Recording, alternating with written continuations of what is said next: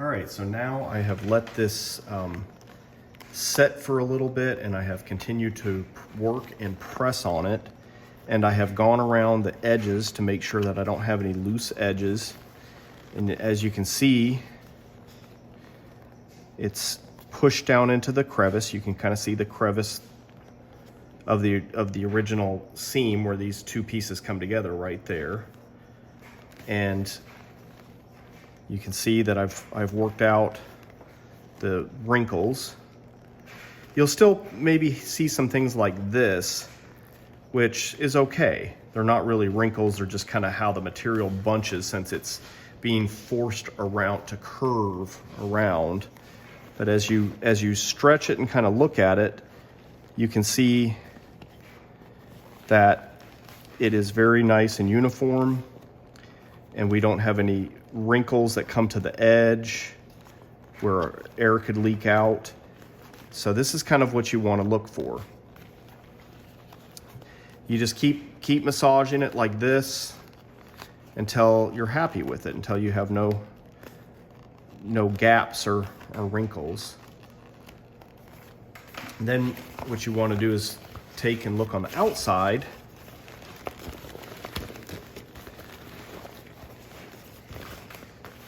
This is where our blowhole is going to come out. You can kind of see how this is coming together. You can even, search for wrinkles that you might have.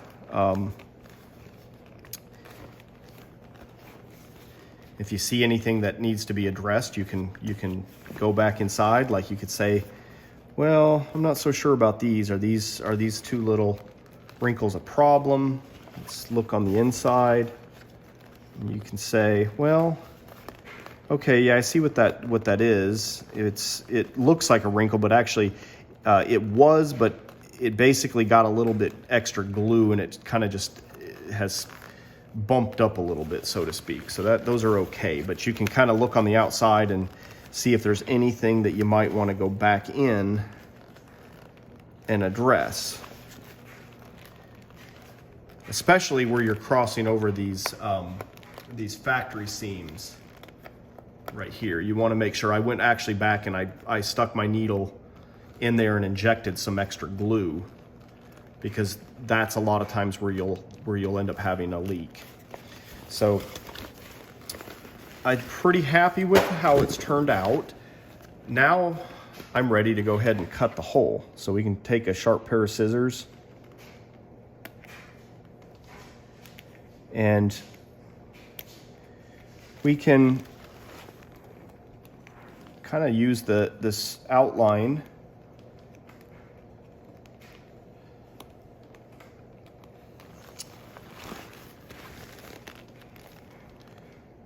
of the circle of the inside of this valve.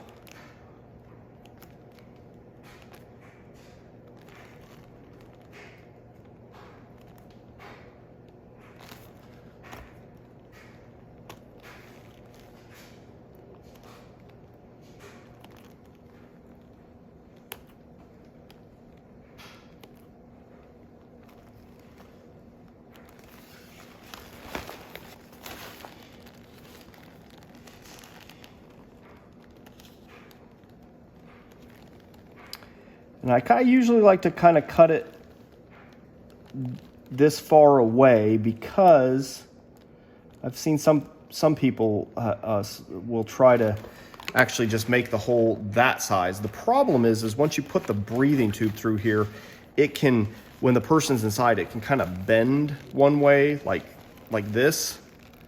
And then if you have a small hole, the material can kind of block the breathing. So it's better to just kind of open it up like that. So this is our blowhole on the outside of the whale.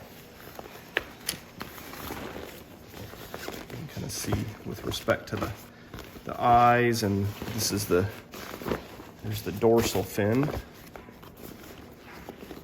And that's what we've got. Now you can continue to kind of press and work on, some different bumps and wrinkles if you want to from this side, since you can kind of see how it's going to look from the from the outside view. And it is kind of nice to make all of these lay as flat as possible, so you can continue to kind of stretch the material and push on it and so forth. And that's that.